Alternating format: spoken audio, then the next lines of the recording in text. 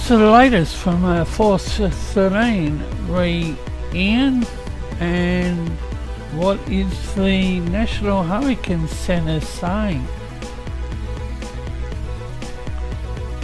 Ian is now a tropical storm, but still expected to produce strong winds, heavy rains and storm surge across portions of Florida, Georgia and the Carolinas.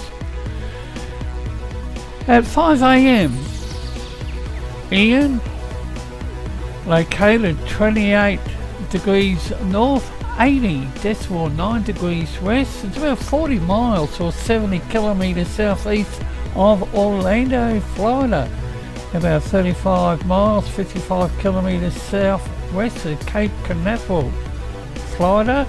Maximum sustained winds 65 miles per hour, 100 kilometres an hour. Present movement northeast or 40 degrees at 8 miles per hour, and minimum central pressure is 986 millibars. Now, one of the key messages from the National Hurricane Centre: coastal water levels continue to subside along the west coast of Florida. However, there is a danger of life-threatening storm surge today through Friday along the coast of northeast Florida, Georgia and the South Carolina region. Residents in these areas should follow any advice given by local officials. Tropical storm force winds are expected to spread northward across northeastern Florida, Georgia, the Carolina coast during Friday. Hurricane conditions are possible through Friday along the coast of northeast Florida, Georgia, South Carolina, where a hurricane watch is in effect. Widespread life-threatening catastrophic, I haven't pronounced that one right, flooding with major to record river flooding will continue. Today across portions of central Florida with considerable flooding in northern Florida, southwest Georgia and eastern South Carolina expected today through the end of the week. Now here's a look at other related products. Tropical storm force speed probabilities. Ian's centre continues to move northeastward across central Florida, and nearly all the heavy rains located to the north over northeastern Florida. The wind velocities from the Melbourne and Tampa radars have decreased significantly since last evening. And based on that data, Ian now remains a tropical storm with maximum sustained winds of 55 knots. This intensity is also supported by wind observations across Florida, with the highest recent sustained wind being 52 knots at New Smyrna Beach. Apology for the pronunciation.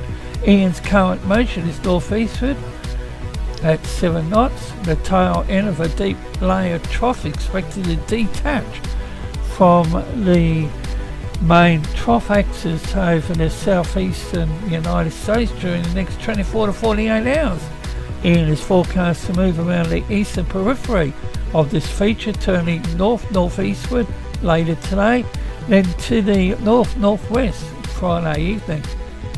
In this scenario, Ian should move off the east coast of Florida later Friday, then swing northward towards the South Carolina coast during the next 36 hours or so.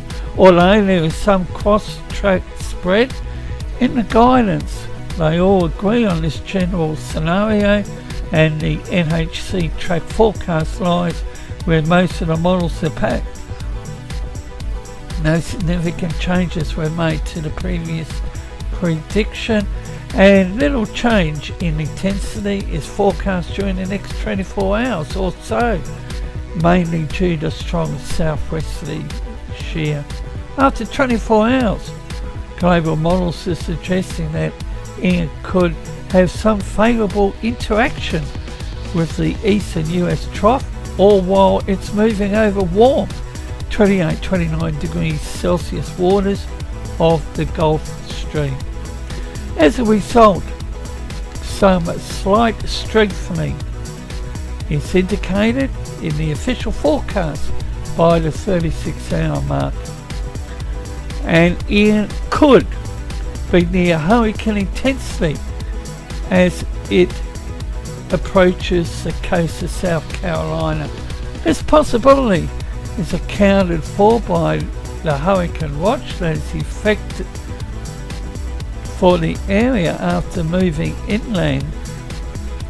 Ian is expected to weaken quickly, and global models indicate it should dissipate or become absorbed by another broader area of low pressure over the Carolinas by day 3.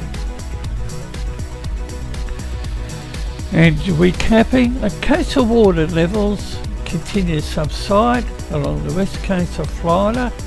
Life-threatening storm surge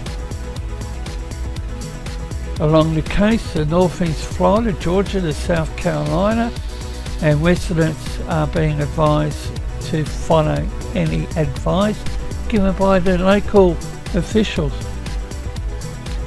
Tropical storm force winds expected to spread across northeast of Florida, Georgia, the Carolina coast. And